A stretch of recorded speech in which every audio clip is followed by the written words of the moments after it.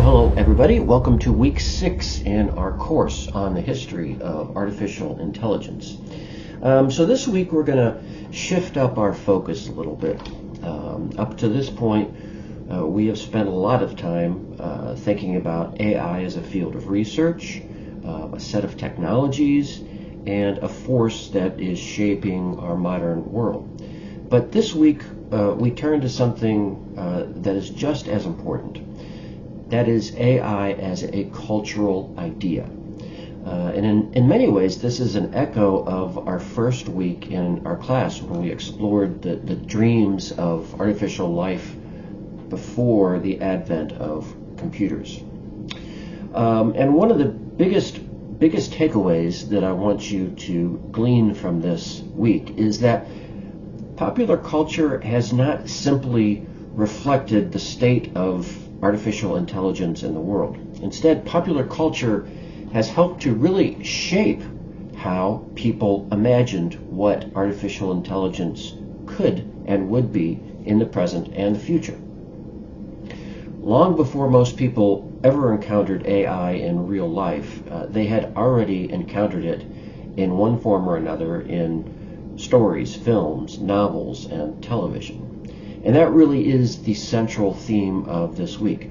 Popular culture has played a major role in shaping how society understands it. Popular culture has taught people to imagine AI in any of a number of different forms. AI as dangerous, AI as helpful, seductive, loyal, cold, emotional, warlike, threatening, or even sometimes more human than humans are themselves. And these stories are often not just entertainment, they're more than that. They shape our expectations, our hopes, our dreams, our fears, and even the kind of technologies that real AI in the world come to embody when the technology is capable of matching itself to the dreams of those who have written about it in popular culture. Okay, so let's begin by exploring our core materials this week. The first core reading is by Tom Pollard, and the article is on AI fantasies in popular culture. And Pollard shows us that fictional depictions of AI often fall into very familiar and repeated patterns. Sometimes AI is classified as a killer or an exploiter or a force of domination. Other times, it appears as a helper or a companion or a loyal assistant. And what makes this reading by Pollard especially valuable, I think, is that it helps us to see how these stories anticipate real-world concerns. So questions about surveillance, facial recognition, political manipulation, predictive systems, and virtual assistants all show up in culture before they became embedded in everyday life, which was our theme from last week. Next we move to Michael Mateus's essay on the famous HAL 9000 from 2001, the movie and book A Space Odyssey. So HAL is one of the most famous AI characters of all. This comes in the late 1960s. And Mateus helps us to see why it became so famous and, I guess, infamous. HAL is not just a movie villain. HAL represents many of the dreams of classical AI, and that includes speech, vision, reasoning, planning, and general intelligence. But HAL also raises some deeper questions and concerns. Is HAL just a machine? Is HAL a mind? Does HAL deserve moral consideration? And one of the reasons I think that HAL remains so powerful is that the film really never lets us settle those questions comfortably with ourselves. So it leaves it more as an open-ended speculation of the true nature of HAL. Our third core reading comes from A.R.P. Frixell, and she explores the gendered history of artificial intelligence. And this is a very important angle for us to consider.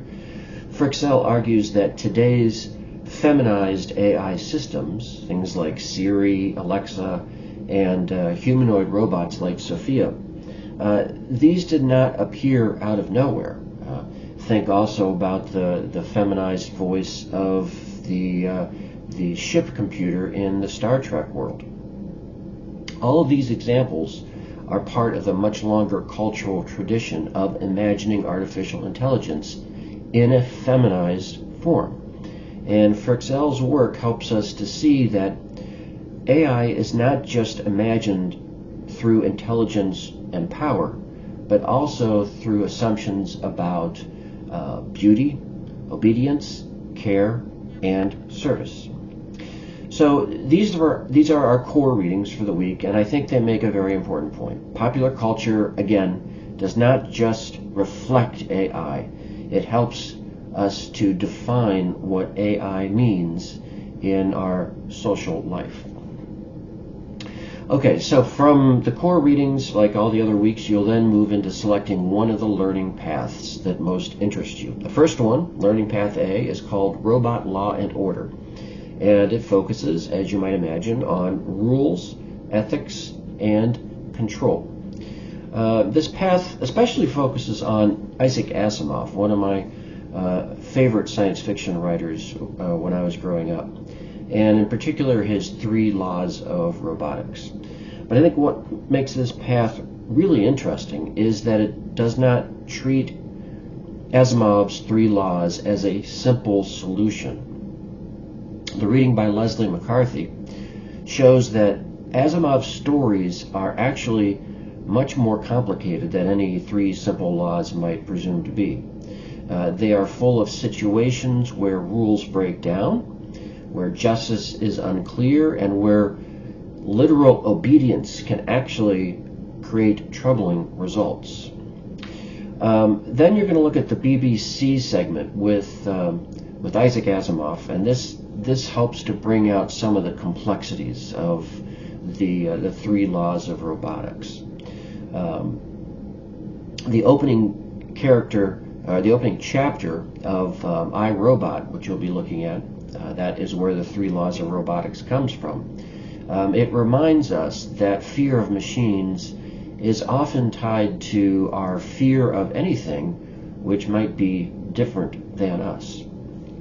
Then, of course, we get to watch the famous HAL scene from 2001, and this gives us one of the most famous and unsettling examples in all of science fiction of what happens when intelligent systems follow a logic that no longer feels human. And so this path asks you to think carefully about whether AI ethics can ever really be reduced to fixed rules.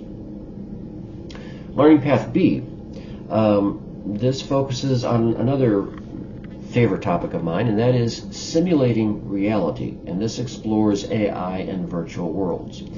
And this path really asks a different type of question. It's not just asking about whether or not machines can think. It's asking about whether the worlds that we actually inhabit are as stable and real as we might assume. The David Gunkel piece on The Matrix challenges the idea that the real world is always morally superior to simulations. Then you're going to look at another one of the crash courses on AI. This one is on philosophy, and it connects these concerns about a simulated world to Descartes and skepticism, reminding us that people have been asking questions like this for centuries and even millennia when we go back to Plato's cave and what is real and what is not in our reality. Then we look at David Chalmers, and he broadens the conversation even more by examining films and shows like The Matrix, The Truman Show, Inception, Black Matrix, episodes, or Black Mirror episodes like San Junipero, and also the movie Ready Player One. So this path helps you to think about reality, illusion, freedom, and identity in an age where artificial worlds can feel increasingly meaningful. Learning Path C is entitled Love, Labor, and the Feminized Machine, and this turns to extend our earlier core reading about the emotional and gendered dimensions of AI. This path especially focuses on the amazing movie called Her, and Paula Murphy's essay argues that Samantha, who is the AI companion in the movie, is not simply some free-floating digital conscious. Even though Samantha seems bodiless, she still is deeply connected to material systems. She's connected to devices, bodies, and patterns of labor. And the opening installation scene makes this clear right away, because Samantha is personalized and feminized almost immediately in the film. The other video on Her helps extend this idea by asking what it means when people begin preferring artificial relationships because they feel easier, smoother, maybe more emotionally manageable than human ones. Next, you're going to look at a TEDx talk by Emily Liu, and this brings the discussion more closely to the present by showing how many real AI assistants were built in the image of feminized service labor.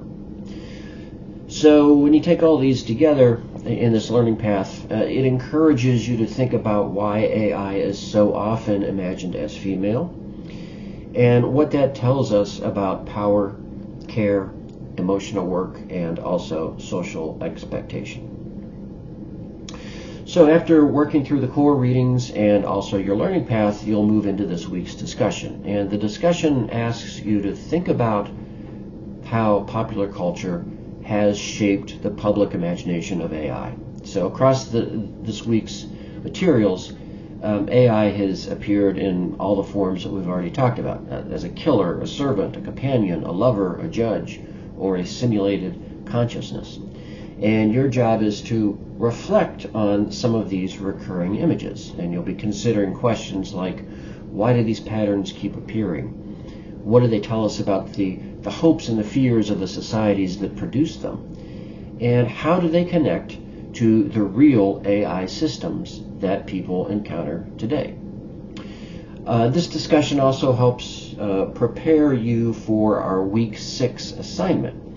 And again, like our previous assignment, you don't have to have everything worked out with your assignment, which is due on Sunday when you present your main discussion post on Thursday. But the discussion is, in fact, a good place to begin testing some of your ideas for the assignment. Now let's talk about the assignment itself. The assignment is called From Screen to Street. So in fiction, and we're including in fiction popular culture, presentations in film, TV, or books. AI often appears in this popular culture in dramatic and visible forms. It speaks, the AI speaks, it plots, it loves, it threatens. The AI seems very human. But in everyday life, AI often can be quieter than this. And this gets back to very much our theme last week in Week 5 of AI entering everyday life. And when it enters everyday life, AI can seem invisible, as well as completely embedded. And it's embedded in our recommendation systems, our navigation apps, our chatbots, facial recognition tools, smart assistants, automated decision tools, and also social media feeds. So this sort of embedded, invisible AI may be less cinematic than Hal or Samantha, but it still has enormous influence in our lives. So this assignment is really sort of trying to compare those two realities together of popular culture on one hand and the reality that we face with AI on the other. So in this assignment, you'll choose one fictional or popular culture example of AI and compare it to a real world example of AI or automation or algorithmic decision making. Then you'll write a short paper exploring the relationship between them. What does the fictional version suggest about intelligence, emotion, danger, or power? Then how does the real world system actually function? Where is there some overlap between the two? How do they differ? And what does this comparison reveal about society's expectations of AI? Now, this is not meant to be a technical paper. I'm not asking you to explain the underlying code of how the AI works. But I want you to think historically and culturally. I want you to think about representation, experience, meaning, and consequence. So I think a couple example pairings might help to make this clearer for you. One example would be Samantha and Her, or Samantha from the movie Her, compared to Siri or Alexa in our smart assistants today. Another example would be to compare HAL 9000 from the Space Odyssey movie with ChatGPT. This would be another example of a pairing. You could do an example of a more militarized AI, such as Terminator, and compare that with real autonomous weapons or military drone systems. That could also work well for the paper. But feel free and please do create your own pairing for whatever area of AI that most interests you, as long as it clearly fits these themes that we're talking about this week. So as you move through week 6, here are some main takeaways that I'd like to leave you with. First, popular culture has always been central to the history of AI. It's not just background. It has actively shaped public expectations of what AI can and will be in powerful ways. Second, fictional AI stories are never just about the machines. They're also about human fears and desires. They are metaphors of control, labor, intimacy, gender, freedom, and really what it means to be human in the first place. The third takeaway is that the contrast between fictional AI and real AI matters. In movies and novels, AI is often highly visible and dramatic. In everyday life, it's often hidden inside systems and infrastructures. But both these cinematic fictional visions and these quiet hidden systems are both equally important for us to pay attention to and understand.